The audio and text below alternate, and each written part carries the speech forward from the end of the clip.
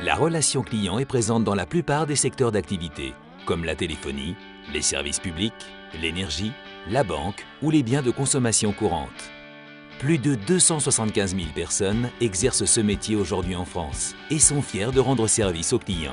Certaines entreprises, certaines marques en ont d'ailleurs fait leur point fort et c'est ce qui les rend attrayantes pour les consommateurs. Spécialiste café, c'est un conseiller clientèle qui a une expertise dans le café, notre cœur de métier.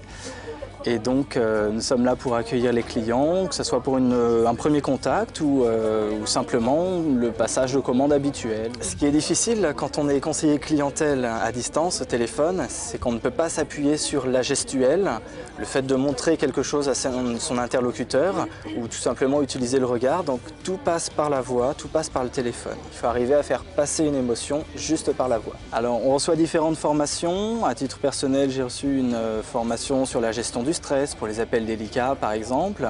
On a également des formations sur les propositions commerciales. Mon rôle aujourd'hui, c'est d'encadrer, d'accompagner, donc de monter en compétence mes collaborateurs et de dynamiser mon équipe, c'est-à-dire d'impulser et de faire en sorte que vraiment tous les jours, au quotidien, l'équipe ait envie de satisfaire le client. C'est compliqué et en même temps, il y a des jours où c'est très fluide et puis il y a des jours où là, on se dit est-ce qu'on va réussir à tout faire rentrer en une journée? Parce qu'il faut quand même de la présence sur le terrain et en parallèle, il ne faut pas que je néglige mes indicateurs, mes reports, etc. Ce qui caractérise notre plateau et je dirais tous les plateaux, c'est vraiment l'entraide et la solidarité parce que très souvent on a besoin quand on n'a pas terminé une tâche, on va demander à ses collègues s'il y a possibilité d'être aidé. Donc c'est vraiment un esprit d'équipe et un esprit d'équipe très bon enfant.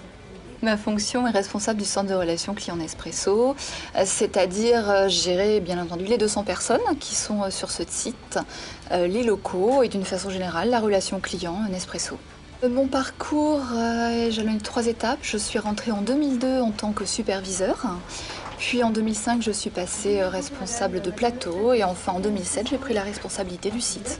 Une personne qui arrive dans notre entreprise, on va faire de lui un expert de la relation client et un expert du café par des formations, par du coaching, par de l'accompagnement. Et son rôle au jour le jour, ça va être de procurer du plaisir à nos membres du club et il va être pour ça accompagné par des chefs d'équipe qui vont l'aider à progresser tous les jours pour être tous les jours plus performant. Toutes sortes d'emplois sont à pourvoir dans la relation client. Conseiller, superviseur, gestionnaire de flux ou encore formateur. C'est un métier varié où la formation accompagne le salarié. Il construit ainsi son parcours professionnel. Je suis conseiller commercial au PPO, donc sur le centre de Paris-Montparnasse. Parfois, on a du mal à répondre justement à la demande d'un client. Donc le but, c'est de pouvoir faire appel à des animateurs, à des collègues qui sont effectivement disponibles et qui peuvent nous renseigner. Donc ça, c'est pas chacun pour soi. On travaille vraiment en équipe. Ouais. Widounia ? En fait, je manage une équipe qui répond au quotidien aux attentes de nos clients.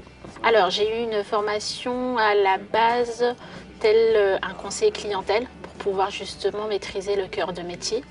Et ensuite, petit à petit, j'ai dû gravir les échelons. Au fur et à mesure dans le temps, on m'a proposé automatiquement le poste de responsable d'équipe. Il y a des conseillers clientèle qui n'avaient pas de diplôme du tout et qui, parce qu'ils ont montré qu'ils avaient des compétences et qu'ils se sont adaptés à l'environnement, à l'outil et au relationnel, ont été embauchés alors qu'ils n'avaient pas de diplôme et qui ont évolué. Pascal, conseiller GDF-CS Dolce Vita, bonjour. Pour être un bon téléconseiller, il faut vraiment aimer la relation client, avoir le sens de l'écoute, le sens du service, de l'empathie. Il n'y a pas 2 jours qui se ressemblent et finalement, ce n'est pas un métier qui est répétitif, c'est un métier où à chaque appel, on découvre une nouvelle personne, une nouvelle personnalité, une nouvelle voix et une nouvelle demande.